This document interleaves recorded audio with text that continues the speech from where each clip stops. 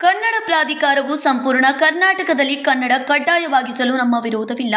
ಆದರೆ ಸುಪ್ರೀಂ ಕೋರ್ಟ್ನಲ್ಲಿರುವ ಗಡಿ ವಿವಾದ ಬಗೆಹರಿಯುವವರೆಗೂ ಬೆಳಗಾವಿ ಗಡಿ ಭಾಗದಲ್ಲಿ ಕನ್ನಡ ಕಡ್ಡಾಯವನ್ನು ಜಾರಿಗೊಳಿಸದೆ ಯಥಾಸ್ಥಿತಿಯನ್ನು ಕಾಯಬೇಕೆಂದು ಬೆಳಗಾವಿ ಮಹಾರಾಷ್ಟ್ರ ಏಕೀಕರಣ ಸಮಿತಿ ಮತ್ತು ಶಿವಸೇನೆಯು ಬೆಳಗಾವಿ ಮಹಾಪೌರರಿಗೆ ಮನವಿಯನ್ನು ಸಲ್ಲಿಸಿದೆ.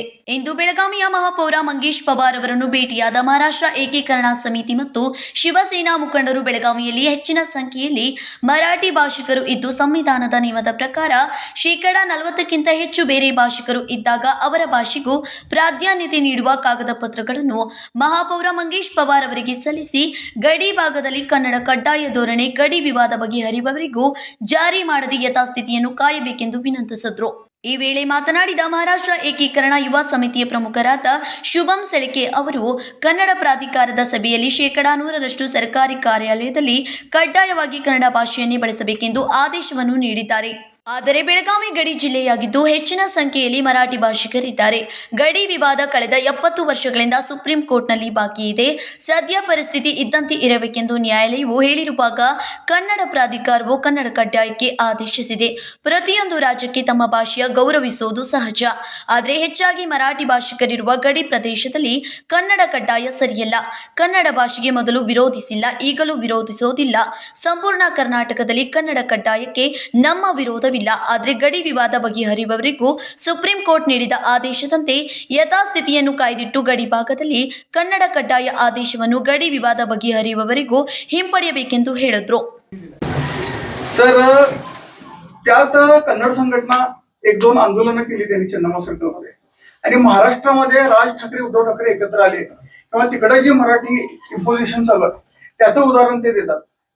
पण आमचं मत काय किंवा आमची एक विनंती आहे की बेळगाव हा मराठी बहुल भाग आहे. म्हणजे इथलं आमचं शिक्षण असेल किंवा इथली रोजची व्यवहारातली भाषा असेल किंवा सर्वसाधारण मराठी बहुभाषिक भाग असल्यामुळं इथं साधारण मराठीच चालते. आणि सीमा प्रश्न 70 वर्षापासून चालू आहे. 2004 मध्ये तो इथे ठेवा तरी सुद्धा कन्नड सक्ती करत असतात. याविरुद्ध अल्पसंख्याक आयोगाकडे आम्ही असू देत किंवा आमचे आणि जिल्हाधिकाऱ्यांना सूचना आलेल्या आहेत. मध्यंतरी मला वाटते महिनाभर झाला असेल अल्पसंख्याक आयोगाचे सचिव बेळगावात आले होते. त्यांनी जिल्हाधिकारी कार्यालयात बैठक घेतली. आम्ही पण त्यांची भेट घेतलो.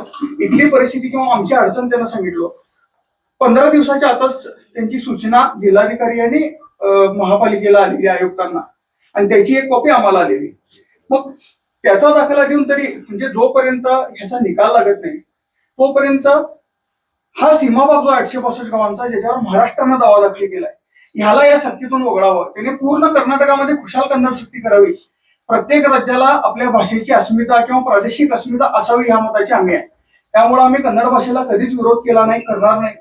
पण हा भाग अपवाद का ठरतोय कारण हा विवादित सीमा भाग आहे आणि हा खटला ಸುಪ್ರೀಂ ಕೋರ್ಟ್ ದಾಖಲ. ಇನ್ನು ಮನವಿಯನ್ನು ಸ್ವೀಕರಿಸಿದ ಮಹಾಪೌರ ಮಂಗೇಶ್ ಪವಾರ್ ಅವರು ಕಾನೂನಿನ ಚೌಕಟ್ಟಿನಡಿ ಕೈಗೊಳ್ಳಬೇಕಾದ ಕ್ರಮಗಳನ್ನು ಕೈಗೊಳ್ಳಲಾಗುವುದು. ಈ ಸಂದರ್ಭದಲ್ಲಿ ನಗರ ಸೇವಕ ನಿತಿನ್ ಜಾಧವ್, ಮಹಾರಾಷ್ಟ್ರ ಏಕೀಕರಣ ಸಮಿತಿ ಪ್ರಮುಖರಾದ ಮಹಾದೇವ್ ಪಾಟೀಲ್ ಸೇರಿದಂತೆ ಇನ್ನುಳಿದವರು ಭಾಗಿಯಾಗಿದ್ದರು.